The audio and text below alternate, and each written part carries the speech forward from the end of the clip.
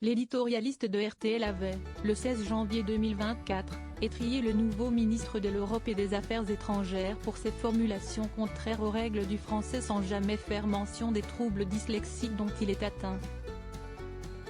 Alba Ventura fait son mea culpa du bout des lèvres. Massivement critiqué sur les réseaux sociaux, l'éditorialiste politique est revenu sur sa chronique, consacrée le 16 janvier dernier sur RTL. Aux fautes de français du nouveau ministre des Affaires étrangères, Stéphane Séjourné, lors de son déplacement à Kiev. Invité de ces médiatiques sur France 5 ce dimanche 4 février 2024, elle a adressé ses excuses au ministre. Deux personnes proches de lui m'ont appelé. Ce qui m'a d'abord frappé, si est la construction de ces phrases et si est un ministre des Affaires étrangères, ce n'est pas un sous-ministre au chou farci donc forcément, je me suis dit toi. Bon, ça m'a heurté, a déclaré la journaliste de 54 ans pour justifier sa décision d'y consacrer une chronique. J'ai compris que j'avais blessé beaucoup de personnes. Deux personnes proches de lui m'ont appelé immédiatement, donc voilà, a-t-elle résumé. Pour autant, Alba Ventura a précisé qu'elle avait déjà rencontré Stéphane Séjourné auparavant et qu'il n'avait pas fait de faute.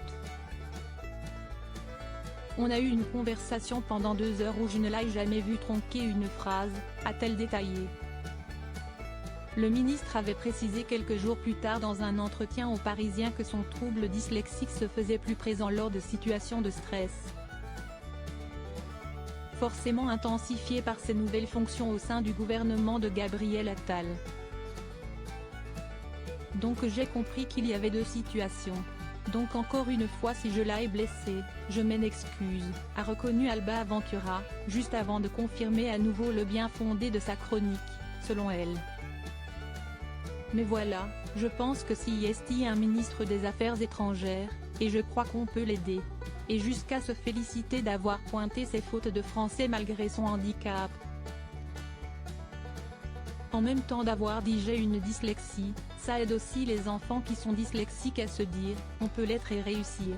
Je trouvais que c'était plutôt bien donc que j'ai peut-être mis les pieds dans le plat mais finalement ça a été pour du bon.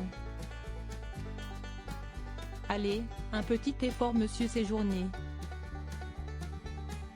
Dans son billet d'humeur diffusé le 16 janvier 2024, Alba Ventura avait concédé au nouveau ministre que le Quai d'Orsay était une lourde charge le mettant dans une situation un peu stressante mais quand même. Tour à tour, elle avait souligné les fautes de français dans le discours de l'homme politique de 38 ans et commenté « Ah, ça frotte là ou encore ça pique », avant de le corriger. On n'est pas obligé de s'exprimer dans un phrasé sophistiqué parce qu'on est au Quai d'Orsay ou au ministère des Affaires étrangères. Mais pardon, cela demande une expression correcte. Son public ce sont des diplomates, des ambassadeurs, des membres de gouvernement ou des chefs d'État. Et puis, ils représentent la France et donc, d'une certaine manière, la langue française aussi, avait-elle développé avec de conclure, donc allez. Un petit effort monsieur Séjourné. Sur les réseaux sociaux, de nombreux internautes avaient épinglé la chronique, jusqu'à la qualifier de chronique de la honte car Alba Ventura.